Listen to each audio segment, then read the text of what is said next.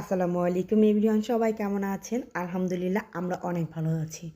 আজ ছিল আমাদের বাসায় একটা গেট টুগেদার। আমাদের পক্ষ থেকে আমাদের ননদ ননাস ভাসুর যা সবাইকে নিয়ে কিছু খাবার দাবারের আয়োজন করা হয়।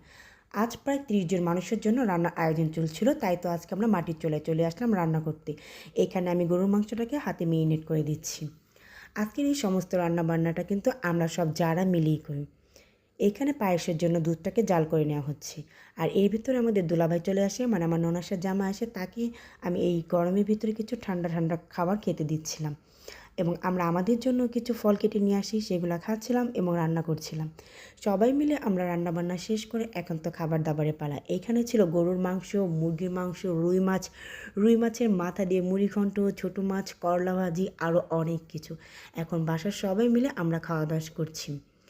আমাদের খাবার দাবার শেষ হতে না হতে বাচ্চাদের বায়না শুরু হয়ে গেল, তারা নাকি ঘুরতে যাবে। কী আর করা, যদিও যেতে ইচ্ছে করছিল না, তারপরও বাচ্চাদের বায়না রাখতে যেতে হলো। এখন আমরা বাসার প্রায় 25 জন মিলে এখন ঘুরতে বের হয়ে যাই।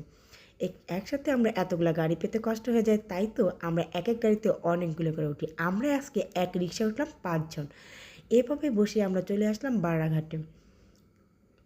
বারাঘাটটা আমার শ্বশুরবাড়ি থেকে প্রায় 30 মিনিটের দূরত্ব। দেখুন পদ্মা নদীটা দেখতে কত ভালো লাগছিল, অনেক সুন্দর মাশাআল্লাহ। এরপরে দেখুন এদিকে তো আমাদের বাচ্চারা, তারা তাদের বিভিন্ন স্টাইলে বিভিন্ন অঙ্গভঙ্গিতে তারা তাদের ছবি তুলছিল। আর এরই ভিতরে আপনাদের ভাই একটা বোট ভাড়া করে নেয়। আমরা বাচ্চাদের জন্য ভয় পাচ্ছিলাম, তারা যেহেতু সাঁতার জানে না তার জন্য, কিন্তু তারা তো আর ভয় পাচ্ছিল না। তারা অনেক বেশি এক্সাইটেড ছিল এই বোটে চড়ার জন্য, বোটে চড়ে পদ্মা নদী দেখার জন্য। তো একে একে তারাও উঠে গেল এবং আমরাও সবাই একে একে উঠছিলাম। এভাবে পরিবারের সবার সাথে ঘোরাঘুরি করার মজাটাই আলাদা। আসলে যেখানে পরিবার সেখানে আনন্দ, ফুর্তি, হই হুল্লা, মজা মাস্তি সব কিছু আছে। আমরা সবাই বোটে উঠি এবং বোটটা ছাড়া শুরু করে দেন। আজকে আমরা এখানে আছি আমাদের ননদ ননাস, তাদের বাচ্চা কাচ্চা সবাই। তো অনেক ভালো লাগছিল এভাবে সবাই মিলেমিশে ঘুরতে। এই গোধূলি বেলায় পদ্মা নদীতে ঘুরতে অনেক বেশি ভালো লাগছিল। এখানকার ঠান্ডা বাতাস আমাদের মনটাকে শীতল করে দিচ্ছিল। সারাদিনের সমস্ত ক্লান্তি যেন দূর হয়ে যাচ্ছিল।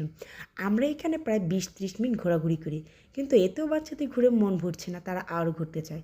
এভাবে তো আমাদের ঘোরার সময় শেষ হয়ে যায়, সন্ধ্যা হয়ে যাচ্ছে। এখন আমাদের ঘোরাটা শেষ করে আমরা বোট থেকে নামছিলাম এবং নেমে আমরা একটা চটপটির দোকানে গেলাম। কিন্তু দুর্ভাগ্যক্রমে আমরা চটপটি সেখানে গিয়ে খেতে পারলাম না। এদিকে সন্ধ্যা হয়ে যাচ্ছিল। 25 প্লেট চটপটি বানিয়ে দিতে আমাদের প্রায় অনেক সময় লাগবে। এতটা সময় আপনাদের ভাই লেট করতে চাচ্ছে না। অবশেষে আমাদের সবাইকে একটা করে মজা কিনে দিয়ে আমরা বাসায় চলে আসলাম।